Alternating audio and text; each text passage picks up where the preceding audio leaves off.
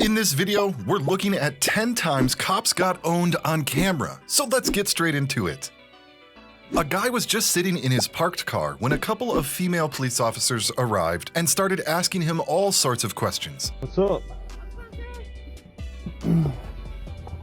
What's going on? What's going on with you? Well, we just got a phone call about... They had a problem with his vehicle being covered, so they asked him if he has any weapons inside. The guy was a little playful here because he knew that they shouldn't be asking him that without any reasonable suspicion. Officer Kidd then said that they just wanted to make sure that he was okay. I don't understand why I'd get a call. We're just coming to check on you, make sure everything's okay. No, it's before you were just coming to check on me.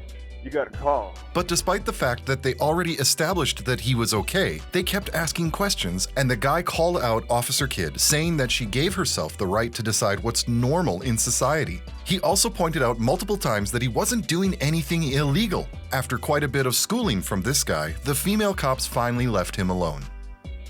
A woman was just near a traffic stop when all of a sudden a sergeant got in her face and started making threats, saying that he would place her under arrest if she interfered with a traffic stop ever again and approached one of his guys. Let me give you some advice. When we're on a traffic stop, you are not legally allowed to walk up and interfere with our traffic stop. You can stand back and record as much as you want. The woman didn't want to get into any kind of conflict because this sergeant was clearly being rather aggressive. She did, however, ask if the guy in the traffic stop was being detained, to which the cops responded quite aggressively that it was none of her business. What? You were never detained. Okay. Ever. Is that person being detained?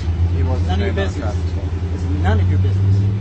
The next thing you know, she was accusing them of racial profiling. That didn't stop the cop from being rude and acting like he was above the law. But when she revealed she was live streaming the whole time, his face turned red, and in the end, he stopped harassing the woman. It's Friday night, man. Don't be such an idiot. Put that on the website for a moment.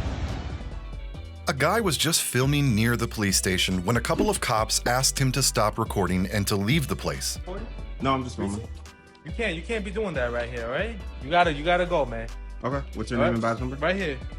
The guy, knowing that he has every right to film the building since he's standing in public, asked for their names and badge numbers. But if you thought these cops were being aggressive, just wait till the next one arrives. He was literally shouting at the man, saying that he can't record the building without a license. What is that gonna make me ask you? What are you doing?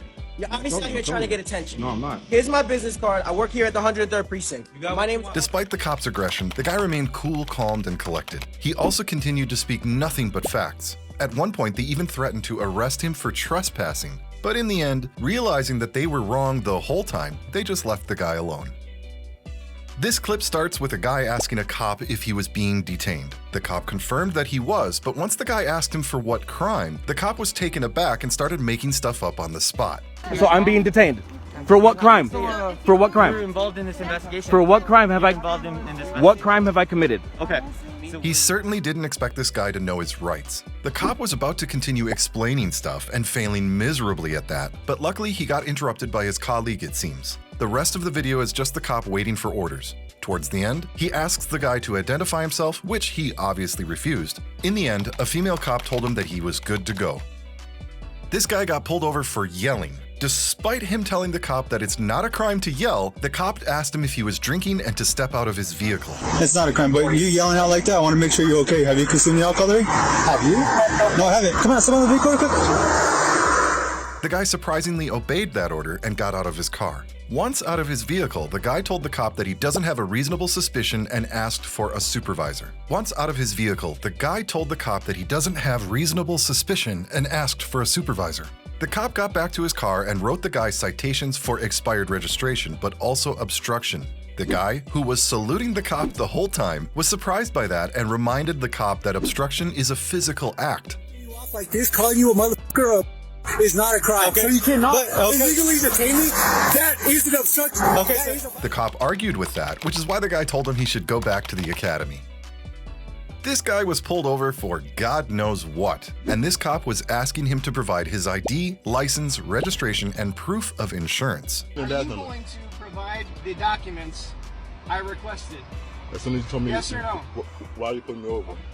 When the guy refused to do that, he stepped away from the window for a while, but then quickly went back and told the guy that he must step out of the vehicle. The guy didn't want to do that either because the cop didn't want to tell him the reason for this stop. The cop was insisting, but the guy didn't let that intimidate him and asked the cop's name and badge number instead. The cop didn't want to tell him that, and he continued to harass the guy, saying that he must get out of his car. No, can you listen to me? Get out of the vehicle. Can you listen to me real quick? I'm going to listen to you as soon as you do what you're asked. By law, In the end, the guy asked for a supervisor, but the cop ignored that request as well and was just standing there, knowing full well that he got completely owned by this educated citizen. This guy was just filming in public and doing a story when a couple of cops approached him and surrounded him, and one of them even grabbed him and he just wouldn't let go. They asked the guy to identify himself, which he refused because he didn't do anything wrong. SB 411 says as long as I'm in public, I can record wherever I want. This doesn't cause suspicion for me. He's putting his hands on me. At one point, the cop who was holding him said that they detained him because he wasn't following his orders. But the guy told him that's not how it works and that he has to have a reasonable suspicion first, which he didn't have. We also learned that the cops also grabbed this guy's son, who is a minor. After realizing that this bully cop wouldn't let go of him, the guy called his lawyer on the phone who told these cops on speaker to let the man go or they were going to press charges. All the other cops on the scene were being cooperative, but not the probation officer who was holding the guy. Instead of de-escalating the situation, he did the complete opposite of that and brought this guy down to the ground. So I'm a man, free man, giving free. Listen, my freedom is given to me by God, not by you. Why are you putting your hands on me? What I asked? Why are you putting your hands on me? If you want to answer, I'll talk with you. I don't. If you don't want to talk. Answer my lawyer. Answer the lawyer. At least I told your fellow officer. Next up, we have something that you've never seen before. Two guys were just eating their burritos in their car when two police officers approached them and started asking questions. Battle Creek. Here we go. This one. Yeah, we can do that. We can go to Battle Creek. Hello. How you doing? The spicy chicken. Are we not being verbal? Instead of arguing or, acknowledging them at all, the guys continued to talk about the burritos that they were eating, completely ignoring the cops in the process. Both of these cops were confused by this behavior. The expression on their faces, especially that woman cop, is priceless. They didn't even try to explain why they were bothering them. They just asked if they could have a conversation about what was going on. What's going on? I like the burrito supreme. It's They're charging $5 for that. Are they really?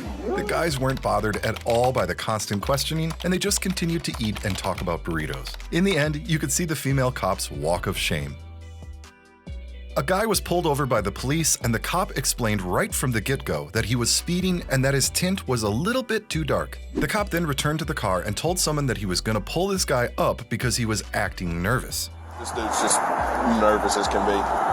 I'm gonna pull him out, talk to him. So he did just that, and once the guy was out of the vehicle, the cop asked him why he was nervous, to which he replied that he didn't know that he was speeding. Then the cop asked the guy if he was under the influence, which the guy denied. Okay, up to this point, this guy was being very cooperative, but when the cop asked him where he was from and where he was going, he refused to answer, saying that he doesn't have to tell him that. The cop agreed and pulled the good old "we're just having a casual conversation" trick that cops like to use in these situations. That wasn't enough for the cop, so he asked if he could check the vehicle for any weapons. The guy, knowing full well that he didn't have to agree to that, refused because the cops didn't have a search warrant. In the end, the driver just had enough and asked for a supervisor.